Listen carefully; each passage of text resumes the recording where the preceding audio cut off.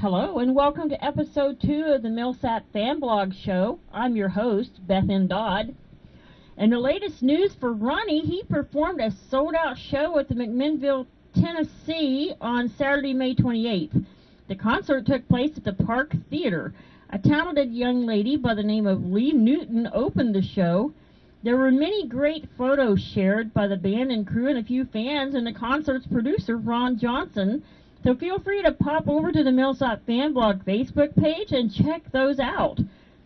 Ronnie's next concert date is June 11th. He will be one of 2 great headliners at the Park's Casino Excite Center in Salem, Pennsylvania. The other act is the Oak Ridge Boys. There are still a few tickets left, and you can find those through RonnieMilsap.com, theoakridgeboys.com. I also have shared the Parks Casino event links to the Milsap Fan Blog and all my associated groups. You can look there for information, including potential scheduling changes and contact info for the venue and stuff like that. This past Friday, May 27th, Ronnie's 5th episode of Music and Milsap podcast went live on RonnieMilsap.com and Spotify. That's currently the only place you can find Ronnie's podcast at this time, but all of the fan groups are sharing it, and you won't want to miss it. It's a great one. Episode 6 will be released on June 10th. This week's main topic, however, is about Ronnie's recent announcement that he will be inducted into the Memphis Music Hall of Fame. A ceremony is going to be taking place in September. Details about that will be announced then. For Ronnie, this is a very fitting honor. In the late 1960s, Ronnie had a residency at a Memphis nightclub called TJ's.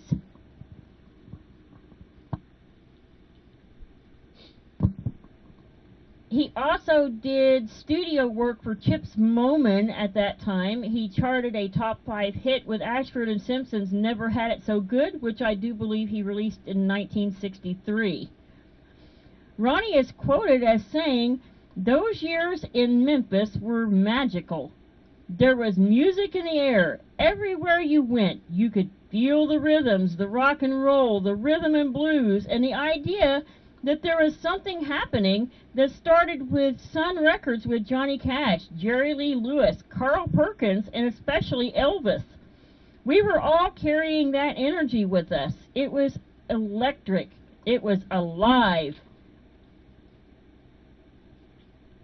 Speaking of Elvis, he was some of Ronnie's first real exposure in the music world.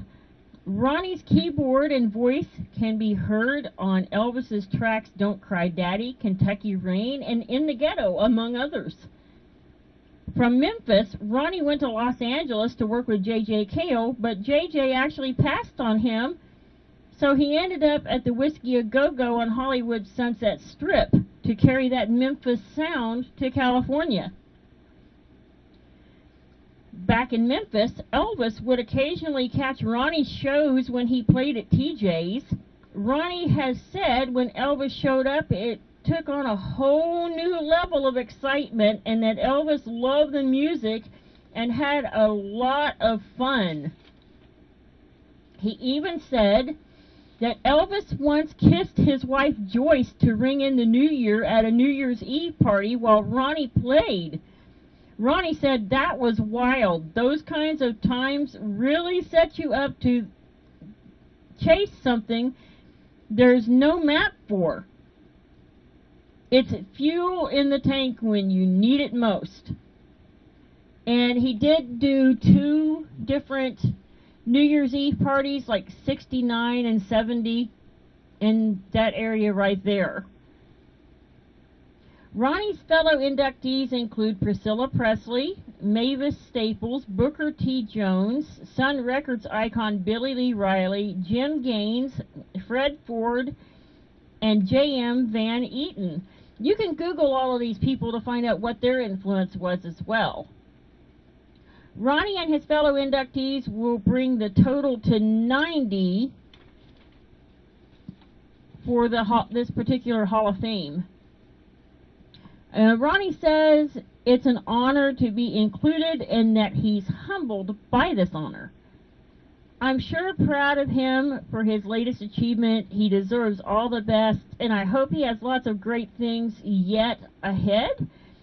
We all love Ronnie, and that's all for now. Catch me again next week when I'm not sure what I will talk about, but I'm sure it will be something pretty cool. I haven't really decided yet what I'm going to talk about. I'm sorry this is so short this week. I'm a little bit under the weather, but it's one of those things. Thank you all. Take care. Thank you for listening.